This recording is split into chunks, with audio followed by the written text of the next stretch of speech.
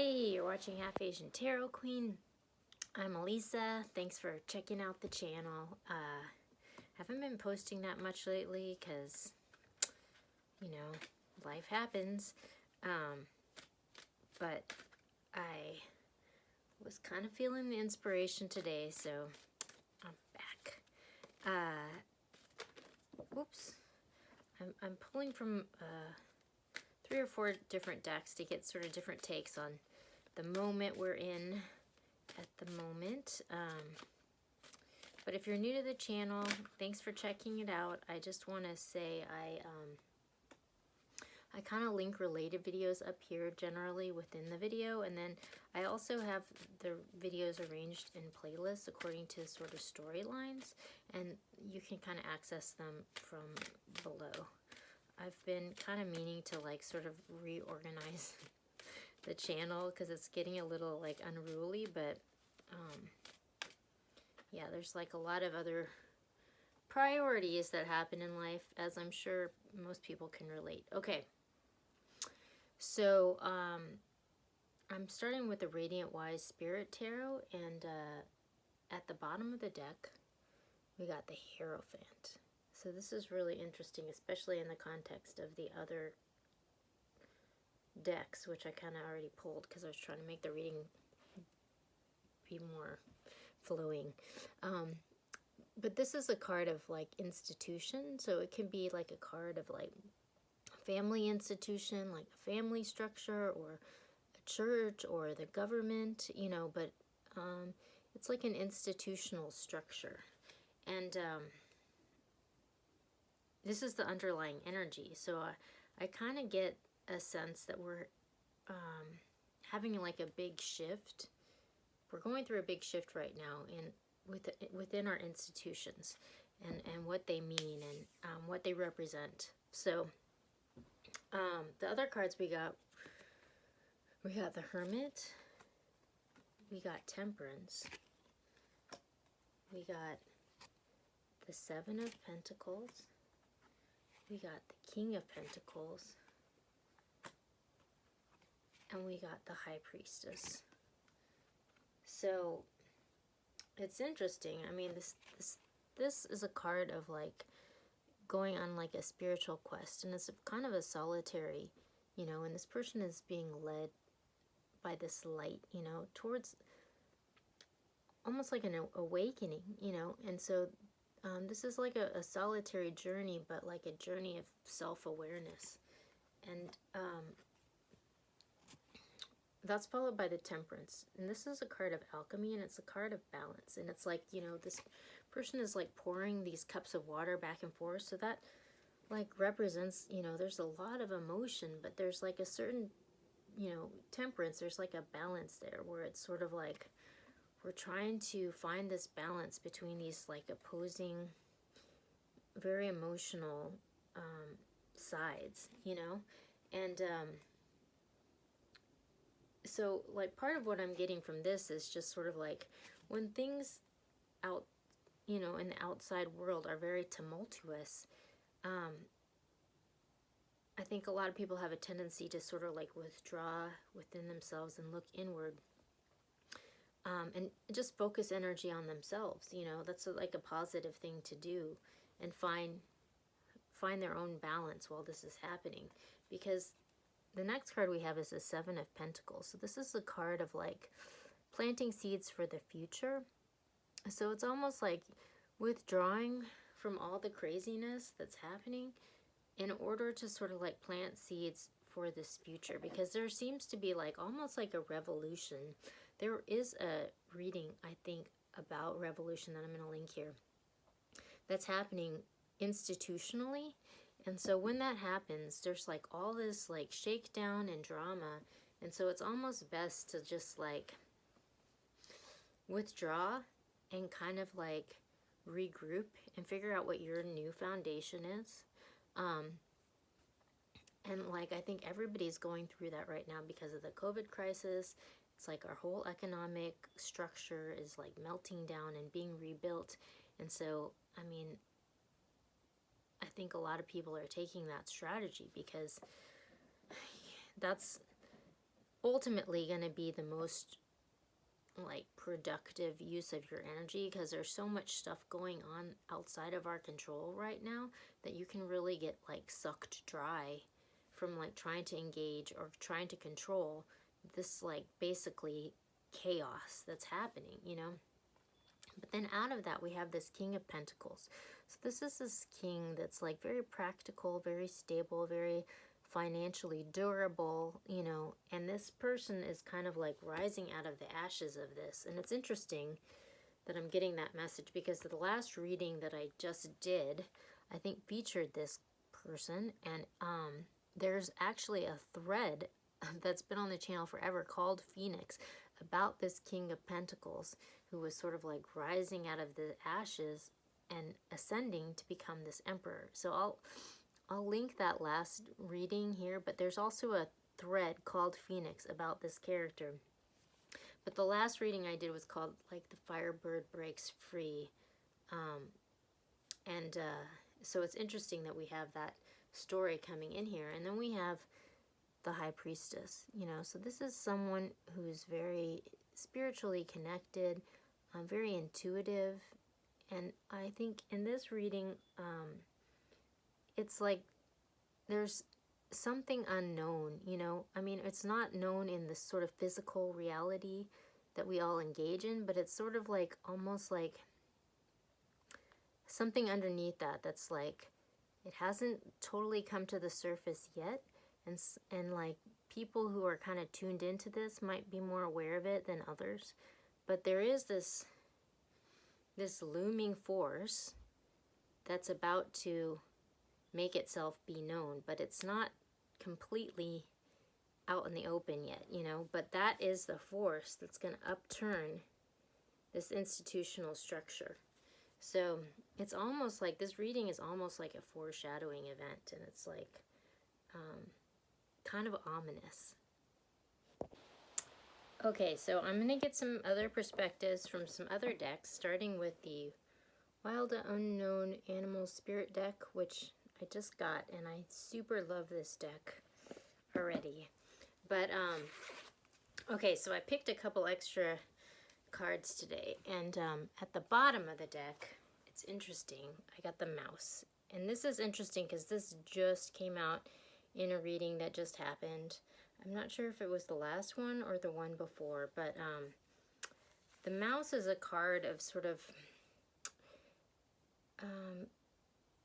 it's kind of like living in the box, you know, like it's a small, being kind of small picture and versus big picture. So the mouse is really good at sort of doing tedious, menial things that need to get done, but not necessarily like taking a big step back and looking at the big picture and being like a visionary. You know, the mouse will get her done, you know, but the mouse can kind of get locked in to this like hamster wheel kind of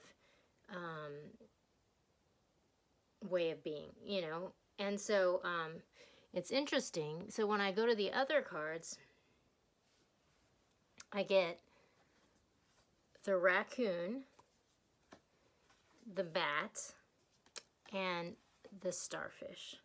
So this is really interesting because, well, the bat, this is the 4th reading in a row that the bat has shown up in. And the bat is a card of the void, you know, and it's sort of like the darkness before the dawn, you know, and it's just sort of like, this really signifies there's just like a turning point, you know, like a change. This is like an inflection point, you know, and so it's the void before this new beginning emerges. And again, this is the 4th reading in a row. I'm going to go back and link some of the other ones. Like, I think the ones from yesterday, like I might have already linked, you know, but I'll link some of the other ones. But if you want to go back and look at the sequence, I think there's definitely a relationship between the story that's evolving here.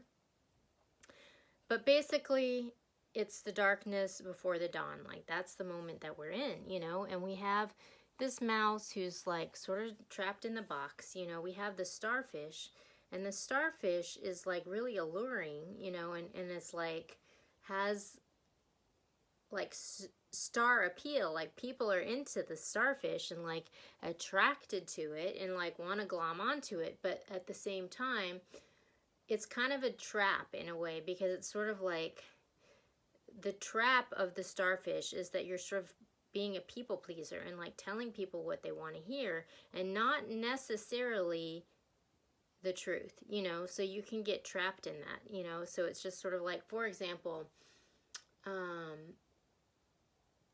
don't know why this story is coming up, but like when I was watching like the story of Whitney Houston, like she was just this amazing talent, you know, and yet like the record labels and everybody were trying to like sort of produce her to like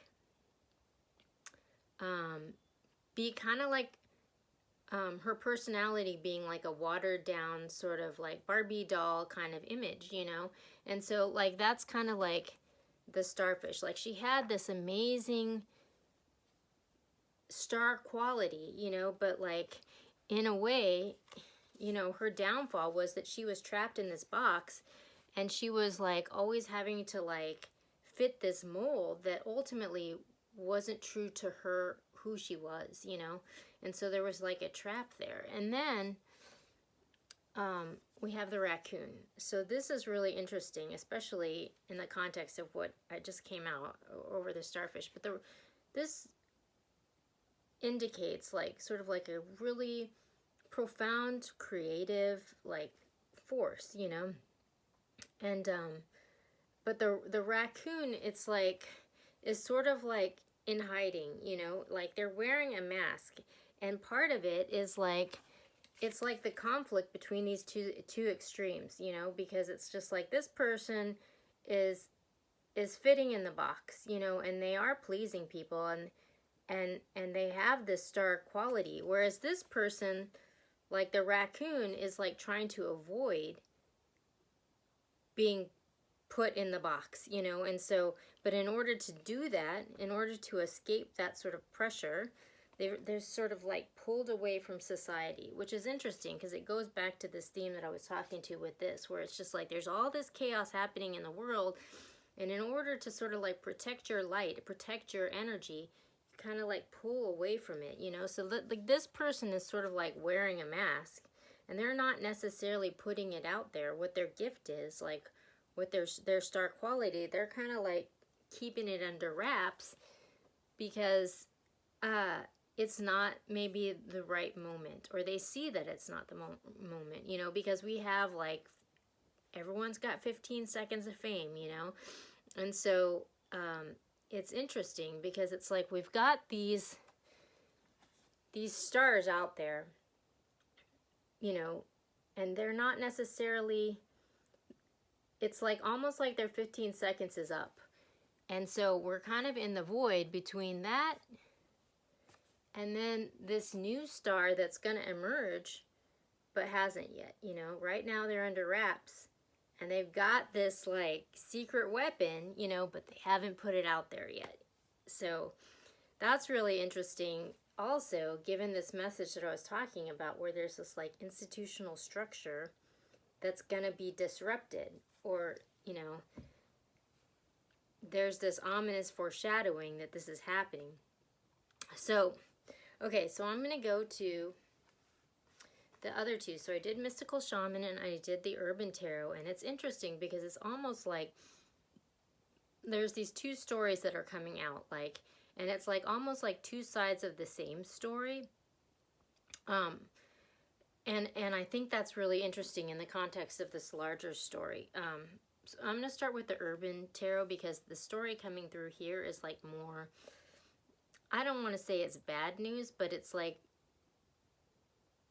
the harder road. It's almost like the person whose 15 seconds is up, you know. So at the bottom we have strife. So this is like conflict, strife, you know. It's like they're hitting the wall, you know. It's just sort of like, at the end of the day, it's like we all have moments when we're, you know, on top and when we're on bottom, you know. And like it's like the natural cycle of life, you know. And so it's like you get to the top and then your 15 seconds are over, and then it's like it kind of, you know, we have to go go back. So it's just sort of like, it's almost like this person is experiencing the strife and the conflict that happens like at the end of the 15 seconds, you know. So we got works, we got the Empress, we got strength, we got swiftness. And it's interesting because there's this wheel here, and I was just talking about this, like the cycles, and like, you know, things are switching. And then we have the Prince of Discs, the day trader. Okay, so this really speaks to like a new foundation that's coming online. And again, that's reinforced by the Empress, which is, this is a birth of a new idea or a new being even, you know. It's like a creative energy. But like, there's a gestation period that happens like before this creative energy is like released, you know. And so we have strength and we have change. So there's this big change that's happening, and it's gonna like require, gonna require change, you know, to like bring this new beginning forward, this new foundation. And it's almost like we have this Prince of Discs, and it's almost like there's like, you can see this tangible new beginning that's coming online, but it's almost like there's a little bit of like a blockage, because he falls underneath this hamster wheel, and he falls underneath this like hidden energy. And so it's just sort of like, this character has come up a lot, and like recently, I think in the last couple days, a reading with this character has come up. But the thing about this guy is, this day trader, you know, he is really focused on his career and getting things done, but you know, he's like almost like lost sight of the big picture, because he's like motivated by money. And so it's almost like he's kind of like the archetype of, he's like kind of sold out, you know, and that's why he's trapped on this hamster wheel, you know. And so it's just sort of like, it's like this person is kind of like hitting a wall, you know, because they're not in alignment with their truth anymore. So it's like they've kind of lost their power, you know, like their 15 seconds is up, you know. But then when I go to the mystical shaman, I get this different story that comes through. So at the bottom we have the child, and this is a card of like a beginner's mind or a new perspective, you know, but it's also a card of like redemption and second chances. And so it's interesting because the story that comes through with this is we have the crow, and this is a card that's all about like being in alignment with the truth and the power that comes from that, you know. So it's like not selling out, like being authentic. And then we have the serpent, which this is this card of awakening, you know. And it's like, this falls right under this raccoon. So it's almost like this person that's like been hiding away, and they've been like kind of toiling away, but like not really sharing their creation with the world yet. Like they've kind of got it under wraps, but this person is about to experience this awakening.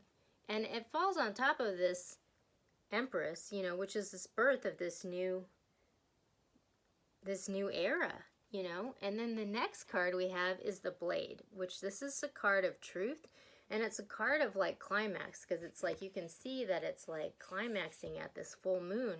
So it's like, it's a card of truth, but it's also a card of like timing and being in alignment with a certain cycle that's larger than yourself, you know. So again, like 15 seconds, it's like your moment. It's like, this is your moment when the truth comes out, you're in alignment with the truth. And then we have underneath, this is underneath the bat, which is the card of the void or the changing, you know. And I feel like we had a foreshadowing reading recently called Changing of the Guard, which might be relevant here. But it is kind of like that moment when sort of like the perception of the world or the collective consciousness shifts, you know, it's like right when you're at the top of the wheel and it's about to, you know. So, and then the card that we have after that, this is so crazy, is the middle world. So this is a card of like the three-dimensional reality that we all experience, and like the matrix that we're all like connected to, you know. It's like the world around us, you know. And it's like there's this bubble here, and we have all these birds, these crows, which to me represent like this card represents an alignment between heaven and earth, and that alignment happens when heaven and earth are in alignment. I mean, the truth when they're in alignment with the truth. So we have this crow, we have this truth, and then we have this truth like being in alignment with the world around us, you know, like that's the shift, you know. And so this person who's been like hiding away, like toiling away at something, but has their creation under wraps, it's like this person is almost going to experience abundance when this shift happens, and they're going to experience redemption. So it's like this classic tale of the underdog who like rises above circumstance, you know, which is a beautiful story that everyone loves that story, right? Okay, so I'm going to Oracle of 7 Energies last to pick a final card, but this is a really good and hopeful and beautiful story. And I think, you know, again, like there's an institutional change that's happening, and it's like it's like hasn't totally sunken in yet, but it's starting to appear on the horizon. And I feel like big shifts like this, when they happen slowly. And oh my gosh, this card, which is right at the apex of the reading, to me this like is kind of like a foreshadowing that maybe at the full moon is when we're going to see this shift happen, actually, in three-dimensional reality. Because, you know, we have that card and then we have this card. So, but when I pulled from this Oracle of 7 Energies, I got Wish Upon a Star. So this is a card of like dreams coming true. And then we have at the bottom, Imperfect Harmony, which is a card of timing and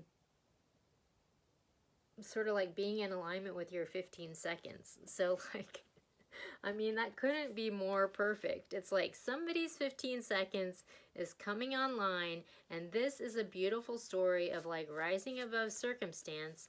And it's like, I feel like this story of Cinderella has come up in other readings like quite a bit, you know, but it's almost like Cinderella, you know, and the glass slipper, and like everything comes together, and finally like all of her toil and suffering, like it flips, and she has her redemption, you know.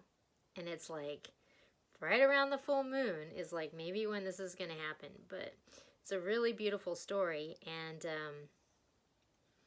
it's like a fairy tale. And there is a reading from a long time ago called Fairy Tale Ending, which might be relevant to this, so I'm going to link it here.